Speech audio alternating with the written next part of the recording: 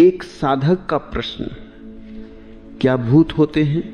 यह प्रश्न जितना पुराना है उतना ही रहस्यमय भी है।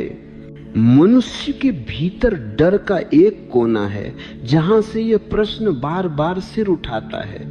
रात के सन्नाटे में जब हवा ठहर जाती है, जब पेड़ों की परछाइयां दीवारों पर हिलती हैं, जब दिए की लौ कांपती है, तो मन पूछता है क्या कोई और है यहाँ?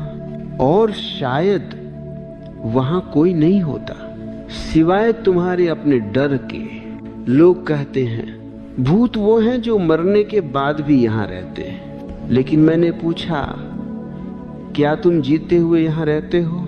क्योंकि जो जीवित होते हुए भी जीवन में उपस्थित नहीं है वो भी तो एक भूत है, चलती लाश। तुम सड़क पर चलते लोगों को देखो, चेहरे बिना जीवन के, आंखें बिना चमक के, मुस्कान बिना अर्थ के। हर कोई किसी और समय में है, कोई अतीत के भूत में, कोई भविष्य की चिंता में। क्या ये भी भूत नहीं?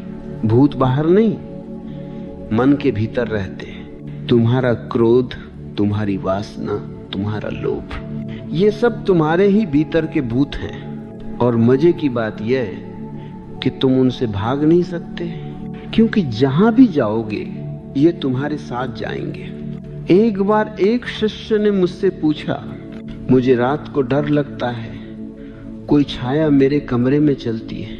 मैंने कहा तू आंखें बंद कर और उस छाया से बात कर। वो बोला कैसे बात करूं, वो भूत है। मैंने कहा नहीं, वो तेरी ही छाया है। तेरा मन जब भय से कांपता है तो वही डर बाहर रूप लेकर प्रकट हो जाता है।